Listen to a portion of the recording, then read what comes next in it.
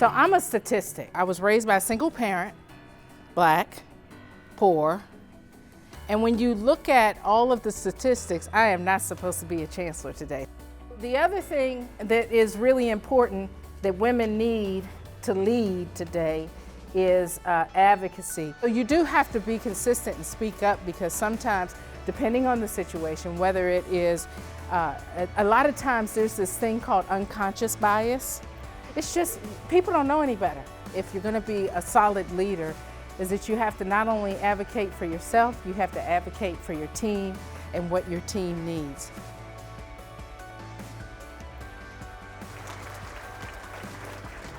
Today is really just one example of this company's commitment not only to advancing women, but to the topic of diversity and inclusion. And if you look at companies who are really grounded in a culture of diversity and inclusion, they all share one thing in common, and that is that commitment starts at the very top. I was born in Cuba, and I did not become a minority until the day I landed in the US. We had to flee Cuba. For years, of course, my career has evolved, but what's even more satisfying is seeing now the numbers of women that the opportunities have been created for.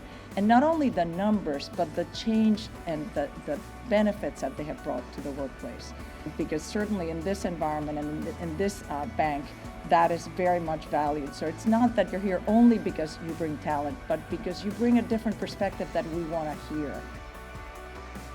Now, my dream when we created this company was to create a culture where every associate would be judged based on the merits of their contribution to the rest of the team. One of our core values is meritocracy. I believe in hiring and promoting folks without regard for gender, race, religion, heritage, sexual preference, because it's not only the right thing to do, it's good for business. There have been so many cases in my life where, things just kind of have navigated, and I have been fortunate enough to be here. But you have to advocate for yourself, what you're doing, where you're positioned, your team. If you're going to get to that fellowship, you have to advocate for them.